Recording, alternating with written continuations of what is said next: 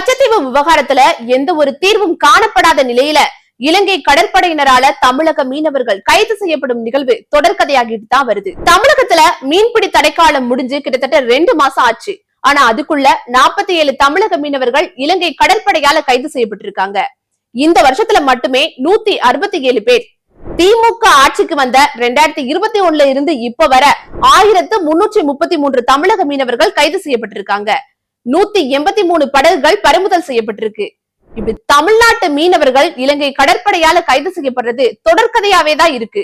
இதுக்கெல்லாம் என்ன காரணம்? கச்சத்தீவை இலங்கைக்கு தாரை வார்த்ததுதான் முக்கிய காரணம். 1974 மத்தியில ஆட்சியில் இருந்த காங்கிரசும் இந்த தமிழ்நாட்டுல ஆட்சியில இருந்த கருணாநிதியும் தான் காரணம். ஏன் இப்படி சொல்றாங்கன்னா, அப்ப போட்ட ஒப்பந்தத்தின்படி இந்தியாவோட இருந்த கச்சத்தீவு இலங்கைக்கு தாரை வார்த்து கொடுக்கப்பட்டுச்சு. தமிழர்களோட உரிமை பறிபோகும் போதெல்லாம் வேடிக்கை பார்த்த ஒரு இயக்கமா தான் திமுக இருந்திருக்கு. இலங்கையில கொத்து கொத்தா நம்ம தொப்புள் கொடி உறவு கொலை செய்யப்பட்ட போதும் கூட இங்க ஆட்சியில இருந்தது திமுகவும் காங்கிரசும் தான். அது மட்டும் இல்லாம கச்சத்தீவை தாரை வார்த்ததும் திமுகவும் காங்கிரசும் தான். இதெல்லாம் பத்தி பேசினா திமுக காரங்களுக்கு எப்படித்தான் இருக்குமோ தெரியலங்க. உண்மையை பேசவே கூடாதுன்னு சொல்லிட்டு இருக்காங்க.